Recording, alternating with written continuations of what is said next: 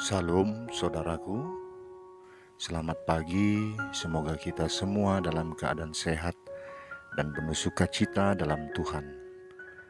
Marilah kita menggunakan waktu sejenak untuk berdoa, membaca dan merenungkan firman Tuhan sebagai sumber kekuatan, inspirasi dan motivasi bagi kita hari ini, Senin 26 Juli 2021. Sebelumnya, mari kita berdoa. Bapa di surga, kami bersyukur atas hari yang indah ini, hari yang kami yakini penuh harapan. Kami akan merenungkan firman-Mu, biarlah Roh-Mu yang kudus menerangi hati dan pikiran kami, agar kami sungguh memahami firman-Mu di dalam kebenaran-Mu saja. Dalam nama Tuhan Yesus Kristus kami berdoa. Amin. Firman Tuhan yang menyapa kita di pagi ini, 2 Tawarik 30 ayat 8. Beginilah firman Tuhan. Sekarang, janganlah tegar tengkuk seperti nenek moyangmu.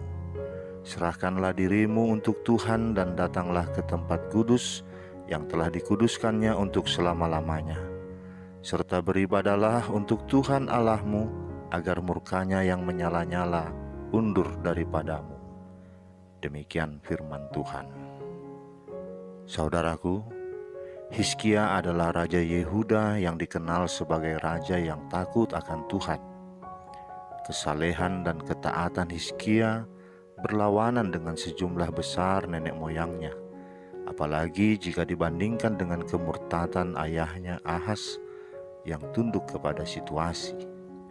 Jika Ahaz ayahnya telah mengubah Yerusalem menjadi tempat penyembahan berhala dan kedursilaan yang menyertainya, maka Hizkia membersihkan bait Allah dari segenap pencemaran. Ia memelopori diadakannya kembali ibadah-ibadah kepada Tuhan di bait Allah di Yerusalem. Ia memerintahkan untuk merayakan Paskah dengan hikmat. Bahkan ia berani mengajak orang-orang di kerajaan Israel dan kepada suku Efraim dan Manasye untuk beribadah bersama merayakan Paskah. Ia menjelajah secara luas di seluruh wilayah Yehuda dan Israel untuk menyingkirkan bukit-bukit pengorbanan, tempat penyembahan berhala, dan menegakkan agama yang benar. Hizkia benar-benar mengadakan revolusi mental yang bersifat menyeluruh terhadap kehidupan bangsa Yehuda. Pembaharuan yang menantang seluruh orang Yehuda dan Israel pada saat itu untuk menyerahkan diri sepenuhnya kepada Tuhan, yaitu untuk terus hidup di dalam kekudusan. Nasihat dan perintah yang diikuti oleh seluruh bangsa itu membuat doa-doa mereka didengar Tuhan kembali. Luar biasa dampak sebuah pendamaian dengan Allah. Segala hal yang menghambat, segala ketidaksempurnaan, segala rencana manusia dapat dilalui dengan keberhasilan karena pertolongan Tuhan. Saudaraku, suatu hari seorang pendeta mengadakan perjalanan ke rumah-rumah jemaatnya dan mengunjungi seorang laki-laki tua yang jarang pergi ke gereja. Lelaki tua itu memberi sebuah alasan yang sudah klasik, yaitu bahwa dia berdoa sendiri di rumah dan tidak membutuhkan umat lainnya. Ketika mereka sedang duduk di depan perapian dan bercerita tentang banyak hal, pendeta itu mengambil salah satu ranting yang menyala dan meletakkannya sendirian di sisi pinggir perapian itu. Sementara mereka berbincang-bincang, ranting itu perlahan-lahan hanya tinggal bara yang berkedap-kedip dan akhirnya mati. Di saat itulah pendeta itu memandang mata lelaki tua itu dan meletakkan kembali ranting itu ke api. Dari tatapan itu, pendeta itu paham bahwa lelaki tua itu mengerti akan pesannya. Saudaraku, kita pun harus menempatkan Tuhan sebagai prioritas utama dalam hidup ini dan menunjukkan sikap penuh hormat terhadap bait-Nya yang kudus. Bila kita benar-benar menghormati Tuhan, sikap kita pun akan hormat ketika berada di bait-Nya. Perlu diketahui bahwa bait Tuhan itu tidak hanya terbatas pada gedung gereja dalam wujud fisik, tetapi Alkitab menegaskan dalam 1 Korintus 3 ayat 16-17.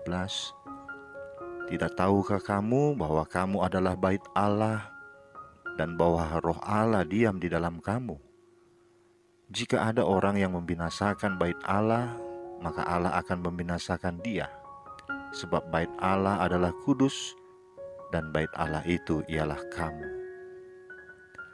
Sebagai bait Allah, kita harus menghormati tubuh kita, yaitu tidak melakukan hal-hal yang cemar. Sebab Tuhan memanggil kita bukan untuk melakukan apa yang cemar, melainkan apa yang kudus. Hidup dalam kecemaran adalah tanda orang tidak menghormati bait Allah. Amin. Kita berdoa. Bapa di surga, terima kasih firman-Mu di pagi ini mengingatkan kami Tuhan. Pentingnya kami beribadah kepadamu, pentingnya kami beribadah di bait-Mu yang kudus. Kami tidak dapat berbuat apa-apa Tuhan dalam menjalani hidup ini tanpa pertolongan-Mu. Melalui firman hari ini Engkau mengingatkan kami, keberhasilan umat Israel dalam kehidupannya hanya jika ada hubungan yang baik denganmu. Begitu juga dengan kami saat ini Tuhan. Kami mau memperbaiki hubungan kami denganmu. Kami yang selama ini mengabaikan dan tidak mau memberikan waktu kami untuk Tuhan dalam ibadah baik pribadi maupun persekutuan dengan sesama kami. Mulai saat ini kami mau memberikan diri kami hidup dalam persekutuan denganmu. Terima kasih Bapa. Biarlah di pagi yang indah ini Engkau memberkati aktivitas kami. Engkau memberkati setiap apa yang kami kerjakan. Dan biarlah Tuhan Engkau juga memberkati saudara-saudara kami yang saat ini sedang terbaring oleh karena sakit penyakit. Tuhan sembuhkan mereka, Tuhan jamah tubuh mereka, kuatkan mereka, Tuhan berikan mereka pengharapan.